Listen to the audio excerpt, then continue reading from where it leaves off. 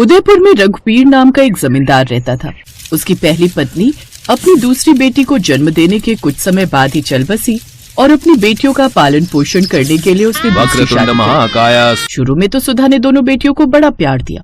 कुछ समय बाद सुधा भी गर्भवती हो गई। कितनी कमाल की खबर सुनाई है सुधा तुमने। लेकिन रघुवीर जी, मैं चाहती हूँ कि हमारा अब बेटा हो, क्योंकि 2 बेटियां तो हैं अपने पास। बिल्कुल ठीक कहा तुमने।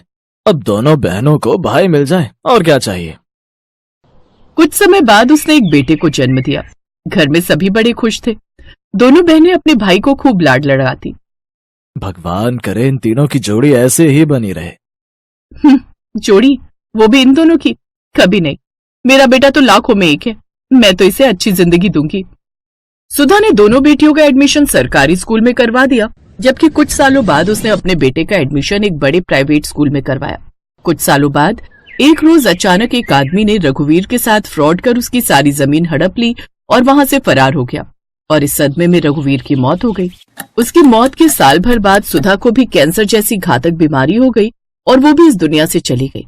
और इसी कारण दोनों बहनों ने 10वीं के बाद ही अपनी आगे की पढ़ाई छोड़ दी और एक फैक्ट्री में काम करने लगी और अपने भाई को अच्छे स्कूल में पढ़ाने लगी। ऐसे ही समय बीता और अब सुमित की ग्रेजुएशन भी पूरी हो गई। फिर एक रोज, पूनम दीदी, मैं एक साथ काफी पैसे कमाना चाहता हूँ, इसलिए मैं विदेश में जाकर नौकरी करना चाहता हूँ, क्योंकि आप तो जानती हैं यहाँ उतने पैसे नहीं मिलते। क्या? विदेश? लेकिन कहाँ? मैं कनाडा जाना चाहता हूँ। मेरा दोस्त है ना मंजीत, सुना है वो भी कनाडा जाएगा। दीदी, मैं भी अब वहीं रहकर नौकरी करना चाहता हूँ, लेकिन इसके लिए अच्छा खासा पैसा लगेगा। पैसा? कितना भाई? कम से कम 4 लाख रुपए चाहिए, और मैं जानता हूँ हम गरीबों के लिए इतने पैसे जुटा पाना आसान नहीं है। अपने भाई की बात सुनकर उन दोनों बहनों को रात भर नींद ही नहीं आई। अगले दिन जब दोनों बहनें अपने काम पर गई तो रास्ते में इसी बारे में बात करने लगी। आज अगर माँ और बाबा होते तो सुमित के सपने को कभी नहीं टूटने देते। हाँ दीदी, आपको याद है अपना सुमित बचपन से ही जब भी आसमान में उड़ते हुए प्लेन को देखता तो कितना खुश होता, और वो तब से ही वो जहाज में बैठकर जाने की बात करता। अब हम उसके इस सपने को कैसे पूरा करें? मेरे पास तो मुश्किल से बचत के नाम पर 50,000 रुपए हैं, उनसे तो कुछ भी नहीं होगा। क्यों ना हम मालिक से कर्ज उठा लें और हर महीने दोनों अपनी तनख्वाह में से पैसे कटवाते रहेंगे। अब उन दोनों ने अपने मालिक से बात की। ठीक है, पैसे तुम्हें मिल जाएंगे। तुम दोनों भरोसे के कर्मचारी हो, कई साल से मेरे यहाँ काम कर रही हो। लेकिन एक बात याद रहे, अब हर महीने तुम्हारी तनख्वाह का 70% हिस्सा कटा करेगा। पहले तो ये सुनकर दोनों बहनें चौंक गई, लेकिन फिर उन्होंने इसके लिए हामी भर दी और एग्रीमेंट साइन कर वो 4 लाख रुपए लेकर घर आ गई। और घर आकर उदास भाई के हाथों में वो पैसे रख दिए। दीदी, इतने पैसे कहाँ से आए? तुम दोनों ने कहीं ये घर तो नहीं बेच दिया ना? कैसी बातें करते हो तुम सुमित? हम भला माँ बाप की इस प्रॉपर्टी को कभी बेच सकते हैं क्या? नहीं, हमने ऐसा कुछ नहीं किया है। बस यूं समझ लो मालिक से एडवांस लिया है तेरे कनाडा जाने के लिए। तुम दोनों सचमुच बहुत अच्छी हो दीदी। अब देखना मैं कैसे फुर करके कनाडा पहुंचता हूँ और फिर वहां से ढेर सारे पैसे भेजूंगा। तब तुम दोनों उन पैसों से सारा कर्ज चुकता कर देना। एक बार मैं कनाडा चला गया ना, तो फिर तो समझो तुम दोनों की लाइफ भी सेट है। मैं तुम दोनों को भी अपने साथ वहीं ले जाऊंगा। अब तो तुम दोनों का भाई बन गया, समझो कनाडा वाला। सुमित अब बहुत खुश था। वो खुशी खुशी पासपोर्ट और वीजा तैयार करवाता है और एक दिन वो पहुंच जाता है कनाडा। लेकिन जिस कंपनी को उसने पैसे दिए थे अपनी नौकरी दिलवाने के लिए, वो उसके पैसे खाकर बैठ गई। साथ ही उनका नंबर भी बंद आ रहा था। हे भगवान, मैं पराये देश आ तो गया हूँ, लेकिन जिसके भरोसे आया था उस कंपनी का नंबर तो बंद आ रहा है। अब मैं क्या करूंगा? मैं तो यहाँ किसी को जानता भी नहीं। ऐसे ही उसे वहां बैठे बैठे शाम भी हो गई। अब उसे भूख भी जोरों की लगी थी। तभी वहां 2-3 लड़कियां आती हैं। Hey, what happened? Nothing. So why are you crying? No, I am not. तभी तीसरी लड़की बोलती है, भारत से हो? भारत का नाम और हिंदी भाषा सुनते ही सुमित उस लड़की की तरफ देखता है तो उसे ऐसी खुशी मिलती है जैसे कि रेगिस्तान में किसी को पानी मिल गया हो। हाँ, मैं भारत से हूँ। क्या तुम भारतीय हो? हाँ, मैं भी इंडिया से हूँ और पढ़ाई करने कनाडा आई थी। उसके बाद यही नौकरी करने लगी। लेकिन तुम यहाँ इस तरह से, सब ठीक तो है ना? फिर सुमित उसे सारी बात बताता है। ओह, ये तो बहुत बुरा हुआ तुम्हारे साथ। कोई नहीं, तुम मेरे साथ मेरे पीजी में चल कर रहो। दोनों अब साथ साथ आने जाने लगे और फिर उन दोनों को आपस में प्यार हो गया। उधर दोनों बहनें जैसे तैसे अपने दिन काट रही थी। साथ ही उन दोनों को सुमित की भी चिंता सताए जा रही थी। ऐसे ही कुछ महीने बीत गए। मुझे तो लगता है तुम दोनों बहनों से पीछा छुड़वाने के चक्कर में वो यहाँ से भाग गया और इसीलिए पलटकर एक फोन तक नहीं किया। ये सुनकर दोनों बहनों को बड़ा बुरा लगता है। ऐसे कुछ दिन बीत जाते हैं। फिर एक रोज सुमित का फोन उन दोनों बहनों को आता है। कैसी हो तुम दोनों? सुमित, कैसा है तू भाई? हमें दिन रात तेरी चिंता सताए जा रही थी। आपका भाई बिल्कुल ठीक है, और आप लोगों के लिए खुशखबरी है, मेरी नौकरी लग गई है, और वो भी लाखों रुपए महीना। और अब आप दोनों भी कनाडा आने की तैयारी कर लो। मैं आपके अकाउंट में पैसे डाल रहा हूँ। पहले तो कर्जा खत्म करो, इसके बाद आप दोनों यहाँ मेरे पास आ जाओ। यहाँ आपके लिए एक सरप्राइज और है। कैसा सरप्राइज भाई? वो तो यहीं आकर पता चलेगा। ये सुनकर दोनों बहनें खुश हो जाती हैं। अब वो अपने मालिक का सारा कर्ज खत्म कर देती हैं। साथ ही दोनों बहनें अपने भाई के दोस्त की मदद से अपना अपना पासपोर्ट बनवाकर कनाडा जाने की तैयारी करती हैं। अब वो दोनों बहनें खुशी खुशी अब कनाडा की फ्लाइट में बैठकर कनाडा पहुंच जाती हैं। सुमित उन्हें लेने एयरपोर्ट आया हुआ होता है। फिर वो उन्हें शीतल से मिलवाता है। ये कौन है भाई? यही तो सरप्राइज है दीदी, ये शीतल है, आपकी होने वाली भाभी। ये सुनकर दोनों बहनें बड़ी खुश होती हैं। और अब वो पिंकी, ओ पिंकी, आई माँ, कहाँ थी तू? कितनी बार कहा है मेरी आंखों के सामने रहा कर। चल, ये बर्तन जल्दी जल्दी अंदर रख दे, मैं तब तक बाकी का काम निपटा लेती हूँ। चल जल्दी कर। अब ठीक है माँ। ये है सुषमा और उसकी बेटी पिंकी। सुषमा के पति को गुजरे पूरे 3 साल बीत गए और तब से ही वो घर घर काम करके अपना और पिंकी का गुजारा चला रही थी। सुषमा के जीने का बस एक ही मकसद था कि वो पिंकी को पढ़ा लिखा कर कामयाब बनाना चाहती थी। वो हर सुबह पहले पिंकी को स्कूल छोड़ती और फिर अपने काम के लिए निकल जाती। फिर पिंकी के स्कूल की छुट्टी के वक्त उसे अपने साथ लेकर ही घर लौटती थी। लेकिन जब भी पिंकी के स्कूल की छुट्टी होती तो वो उसे अपने साथ काम पर ले जाया करती थी। पिंकी भी अपनी माँ के काम में मदद करने की पूरी कोशिश करती थी, साथ ही खूब मन लगाकर पढ़ती भी थी। फिर एक दिन, माँ, ये पिज्जा क्या होता है? ये तूने कहाँ से सीखा? वो सफेद वाले बंगले में मैंने देखा था, वहां सारे बच्चे वही खा रहे थे। तुम काम कर रही थी तब मैंने देखा था। अब देखने में तो रोटी जैसा ही था, लेकिन रोटी से थोड़ा मोटा था और उसके ऊपर बहुत कुछ सजा रखा था। अब वो मुझे भी खाना है माँ।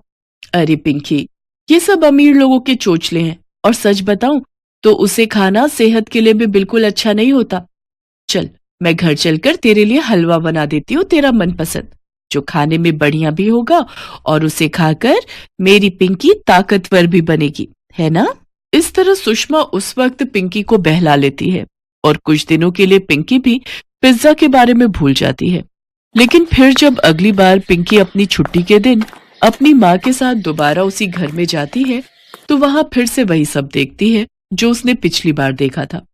उस घर के सारे बच्चे फिर से पिज्जा पार्टी कर रहे थे और उन्हें इस तरह पिज्जा खाते हुए देखकर पिंकी का मन फिर से ललचाने लगता है और वो मन ही मन सोचने लगती है, देखने में कितना टेस्टी लग रहा है, इन लोगों के तो कितने मजे हैं, काश मैं भी कभी ये पिज्जा खा पाती।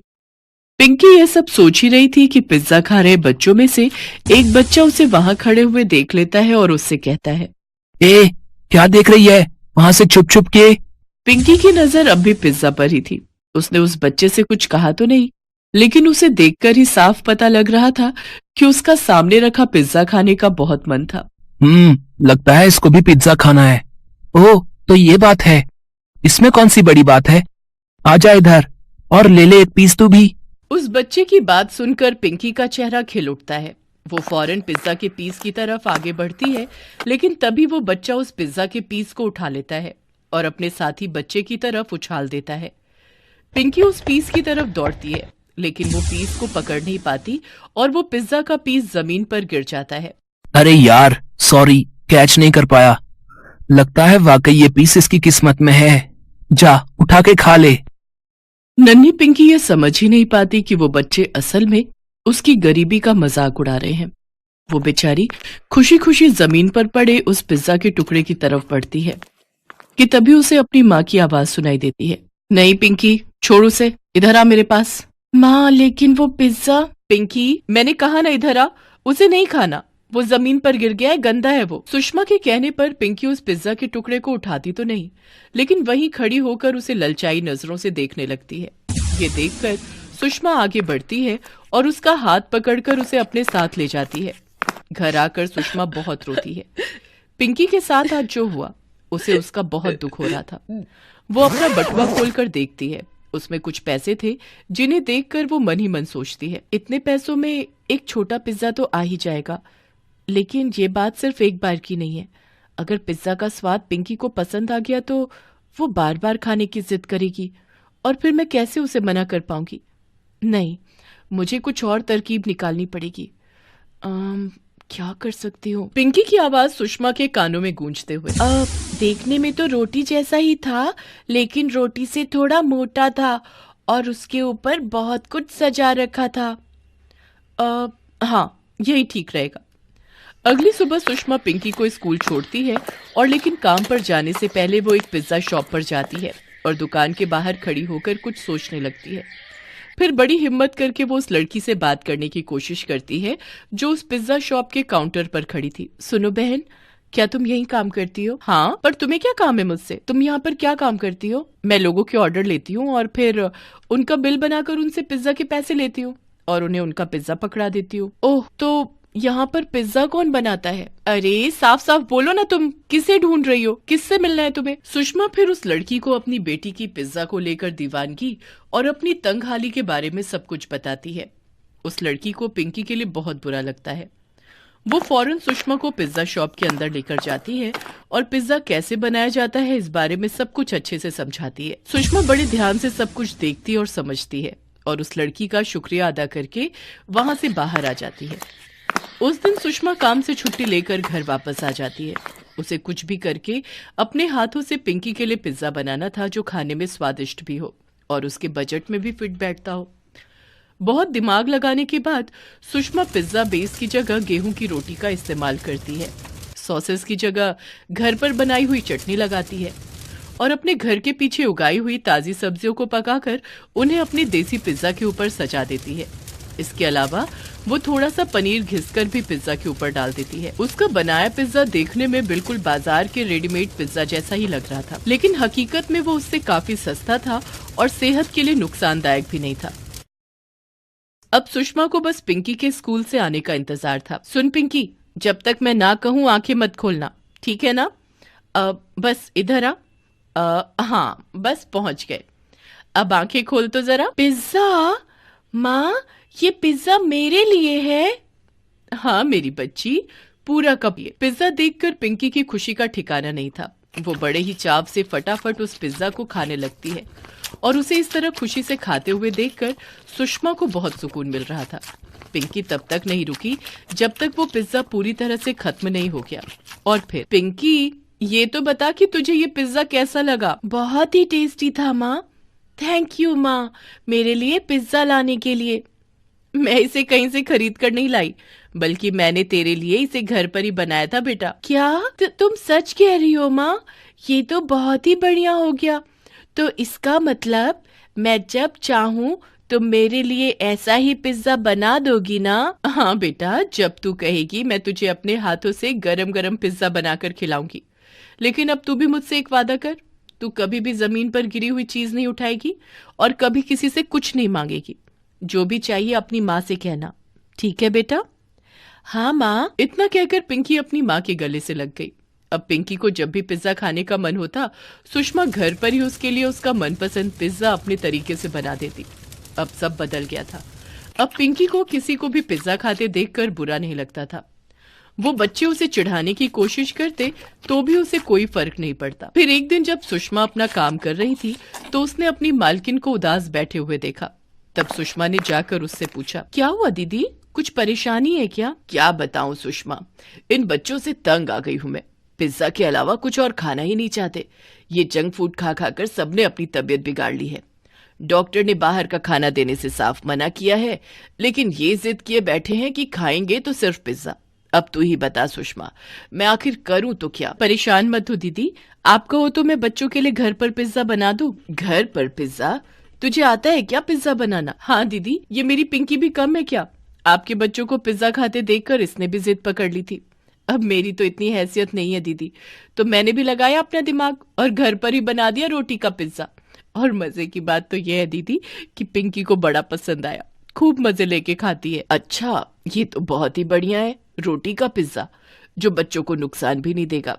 पर तुम उसके ऊपर क्या क्या डालती हो? बस घर पर बनी लाल टमाटर की खट्टी मीठी चटनी, उसके ऊपर खूब सारी ताजी सब्जियां और थोड़ा सा पनीर भी।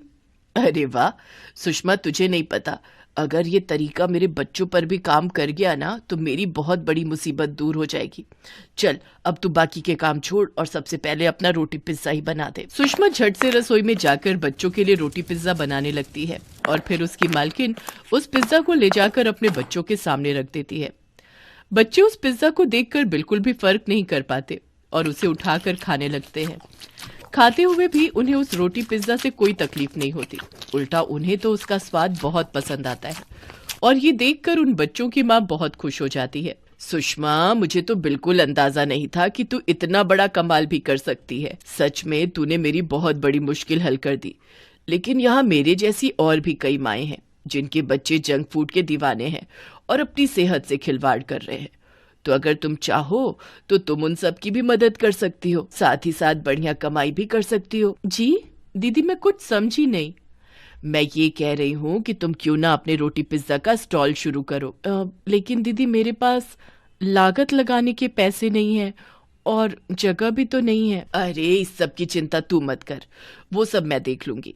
तू तो बस हाँ बोल और लग जा काम पर। अब सबकी मुश्किलें हल होने वाली थी। सुषमा को एक नया रोजगार मिल गया था और कई माओं को अपने बच्चों की अच्छी सेहत, जो सुषमा के रोटी पिज्जा